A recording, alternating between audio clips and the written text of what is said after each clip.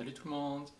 En France, sur l'ensemble des familles, la part des familles monoparentales est de 12% en 1990 et 22% en 2011, d'après l'étude Couple et Famille de l'INSEE de 2015. Plus d'une famille sur 5 est monoparentale.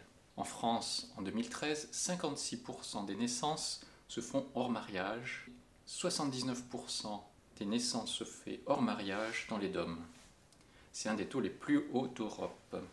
Et en même temps, dans la même étude, 73% des gens pensent que la famille c'est important, devant le travail, 42%, ou les amis, 30%. 70% des personnes souhaitent consacrer plus de temps à leur famille. La famille reste importante, même si le modèle traditionnel de la famille est remis en cause. Une explication que l'on peut avancer pour expliquer cela, c'est que bien souvent aujourd'hui, les désirs personnels passent avant ceux de la famille, du conjoint ou des enfants. Mes intérêts avant ceux des autres. On a perdu, me semble-t-il, la persévérance des familles d'autrefois. Il y a bien sûr des situations à éviter, comme les violences conjugales ou un conjoint infidèle, mais la séparation est quasiment devenue la norme au lieu d'être l'exception.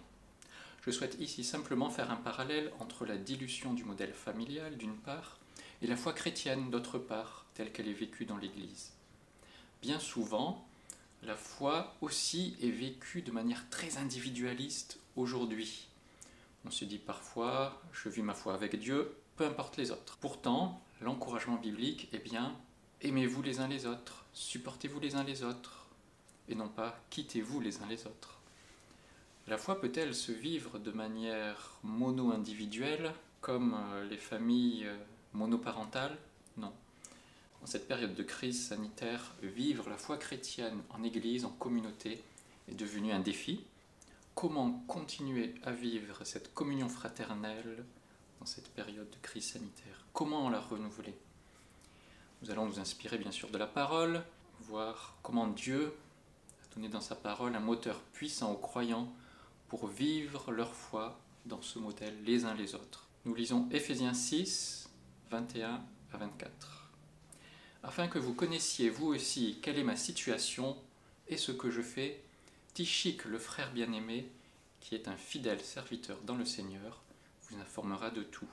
Je l'envoie exprès vers vous pour que vous ayez de nos nouvelles et pour qu'il réconforte votre cœur. Que la paix et l'amour avec la foi soient donnés aux frères et sœurs de la part de Dieu le Père et du Seigneur Jésus-Christ.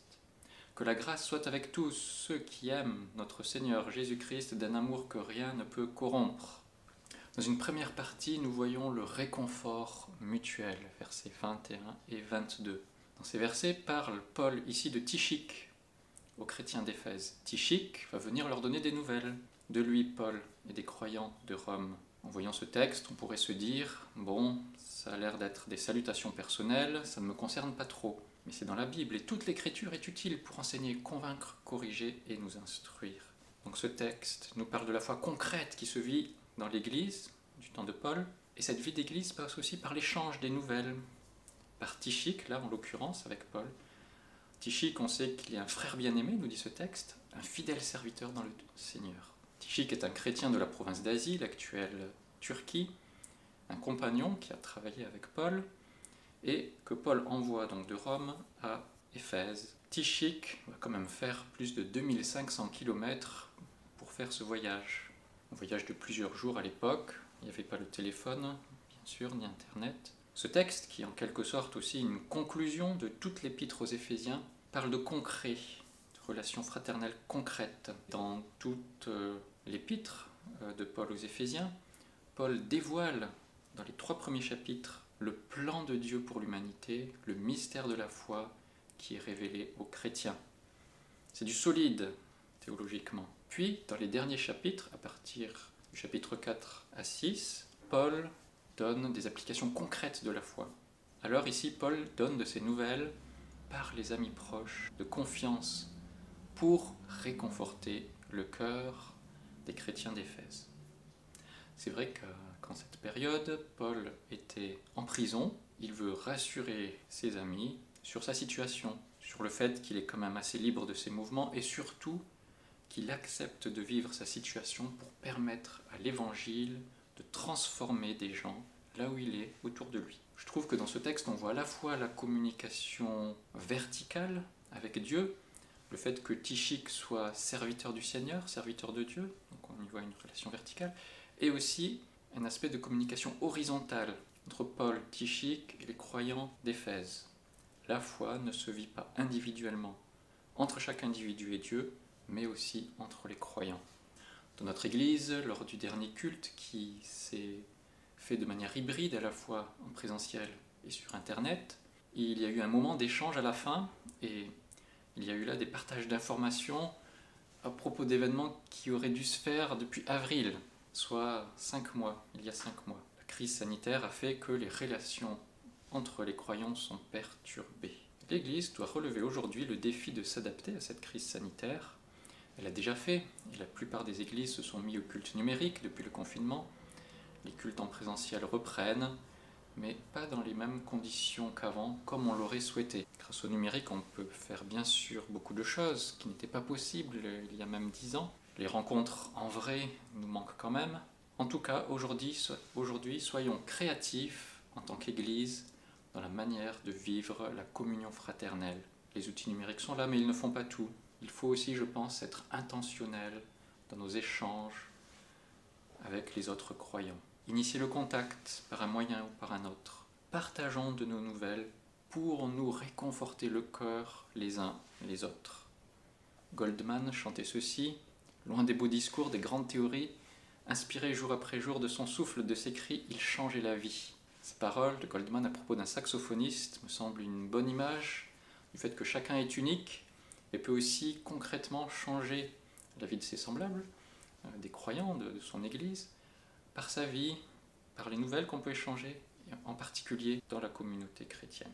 Paul envoie donc Tychik exprès vers vous, les Éphésiens, dans ce texte, pour que vous ayez de nos nouvelles et pour qu'il réconforte votre cœur. Je vois aussi dans ces paroles le partage, le cœur à cœur, la franchise, la profondeur et l'authenticité dans les relations fraternelles.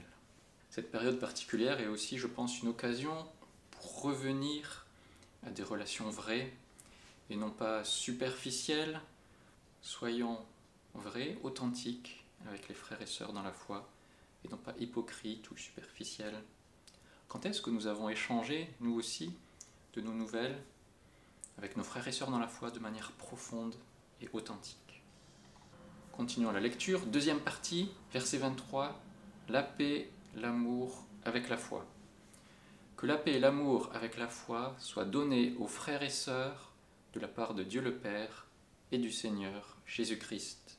En lisant ce verset, ça paraît très général. Des concepts génériques ou des vœux pieux. La paix, l'amour, peace and love. Pourtant, il ne s'agit pas ici d'une vague idée qu'on pourrait avoir ou des bons sentiments qu'on souhaite avoir pour les autres. Il s'agit ici de la paix et l'amour profond que Dieu lui-même donne. Ces textes de conclusion reprennent tout l'épître dans lequel il est parlé de paix, il est parlé d'amour, de foi. Voyons ce qui est dit. Éphésiens 2,14. En effet, Jésus est notre paix, lui qui des deux groupes n'en a fait qu'un et qui a renversé le mur qui les séparait, la haine. Par sa mort, il a rendu sans effet la loi avec ses commandements et leurs règles, afin de créer en lui-même un seul homme nouveau à partir des deux, établissant ainsi la paix. Par sa mort sur la croix, Jésus a ramené la paix entre deux groupes de population que tout opposait.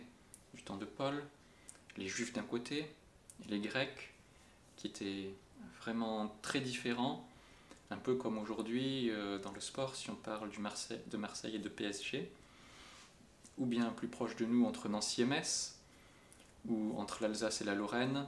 Alors certes, il y a la paix politique, mais il y a toujours un peu des petites rivalités qui restent. Et en tout cas, lorsque l'homme place sa pleine confiance en Jésus, il devient un homme nouveau, il fait partie de la famille de Dieu, quelles que soient les oppositions passées, quelles que soient les origines culturelles, l'ensemble des croyants est uni dans la foi en Jésus. L'ensemble des croyants est en paix par la foi en Jésus. Cette paix est pour tous les êtres humains. Éphésiens 2,17, il est venu annoncer la paix à vous qui étiez loin et à ceux qui étaient près. Cette paix est à la fois pour chaque croyant en lui-même, envers Dieu, mais aussi pour l'Église. Éphésiens 4,3, efforcez-vous de conserver l'unité de l'Esprit par le lien de la paix.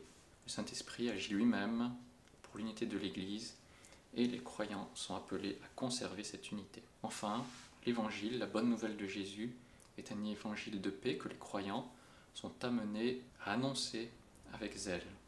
Éphésiens 6,15, mettez comme chaussure à vos pieds le zèle pour annoncer l'évangile de paix. L'amour maintenant, il s'agit là aussi de l'amour de Dieu pour les êtres humains.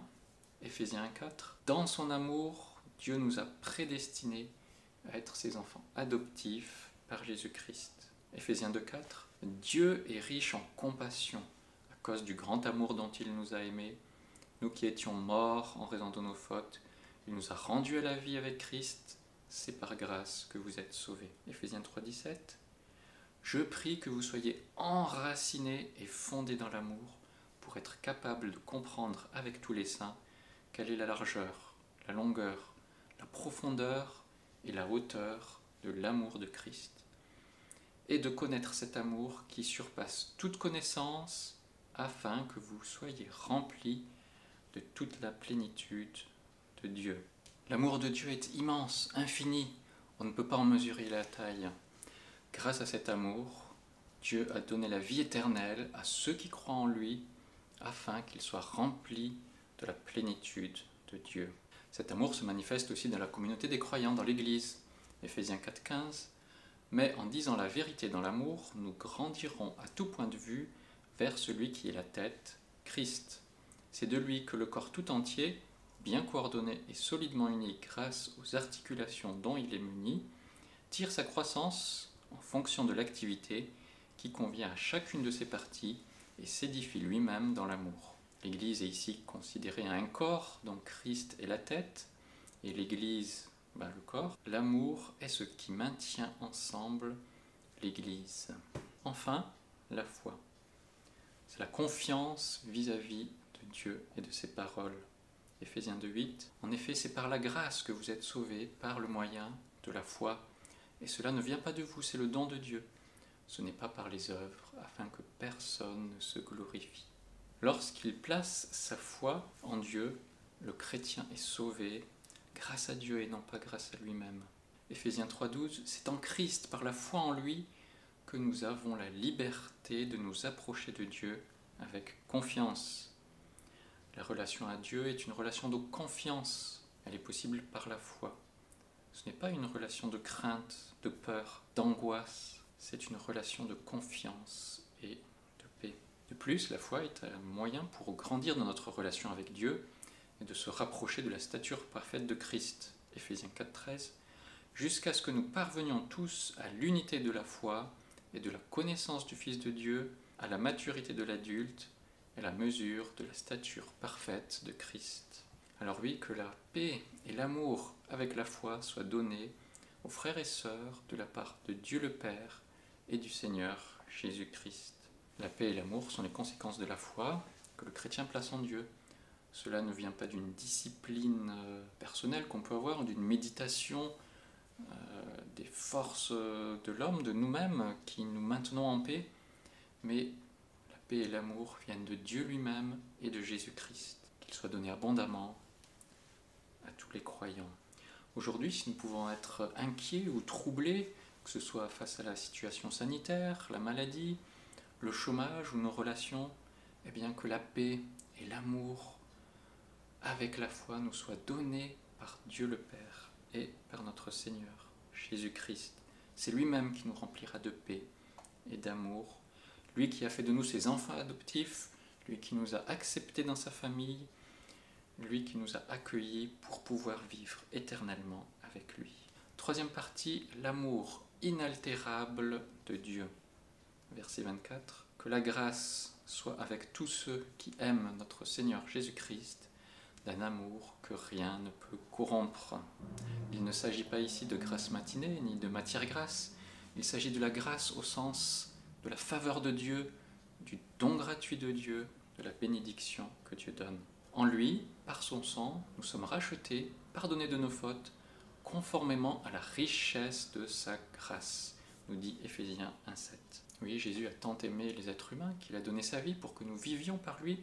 Par sa mort, nous sommes rachetés, pardonnés de nos fautes, et Dieu a fait cela gratuitement pour nous, par grâce. Éphésiens 2,8. En effet, c'est par la grâce que vous êtes sauvés, par le moyen de la foi. Cela ne vient pas de vous, c'est le don de Dieu. Et c'est bien là le mystère du plan de Dieu révélé par cette lettre aux Éphésiens. Tout réunir sous l'autorité du Messie, aussi bien ce qui est dans le ciel que ce qui est sur la terre, Éphésiens 1,10.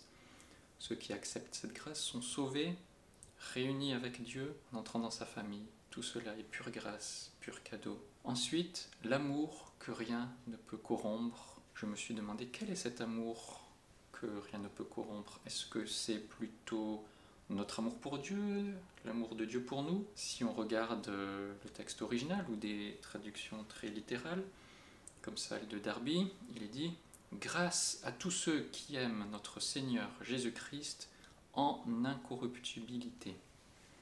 L'amour en incorruptibilité. Là, moi, j'y vois en fait que c'est les deux. Premièrement, comme Dieu nous aime d'un amour incorruptible, cela est une base puissante pour que notre amour pour Dieu ne soit pas éphémère, phénomène de mode, mais pour qu'il soit durable et incorruptible. Nous avons la chance, au travers de la Bible, d'avoir en quelque sorte une information plus tardive de ce qui s'est passé dans cette église d'Éphèse. On voit ça dans Apocalypse 2 qui nous parle de cette église d'Éphèse. Je connais tes œuvres, dit l'ange de Dieu à cette église. Ton travail et ta persévérance.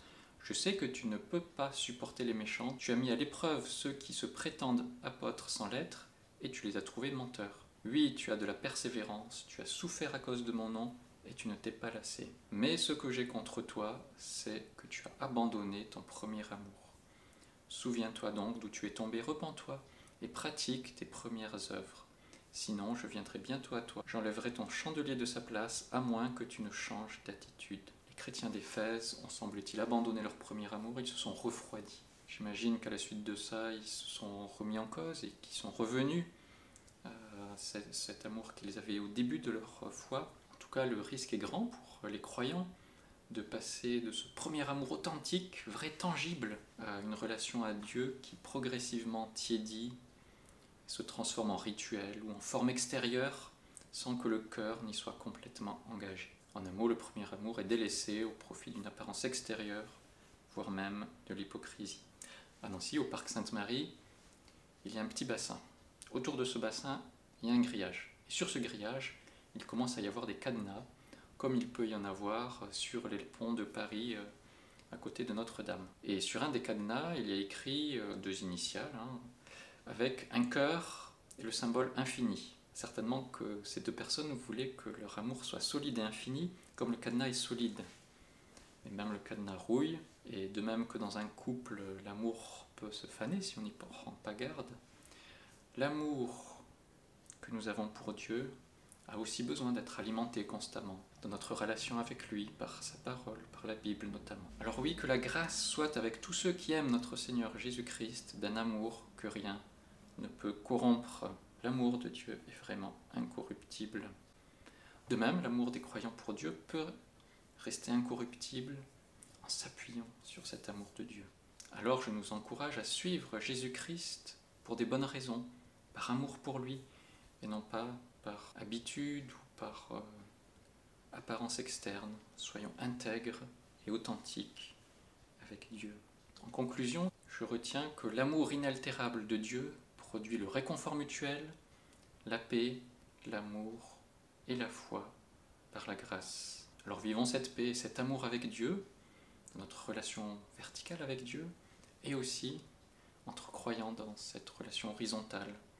La foi se vit aussi en Église, pas de manière individuelle. Vivre sa foi seule, c'est risqué. Alors en ces temps de crise sanitaire, oui, soyons créatifs pour continuer à vivre cette communion fraternelle entre les croyants, utilisons les moyens numériques à notre disposition, mais surtout soyons intentionnels dans nos échanges.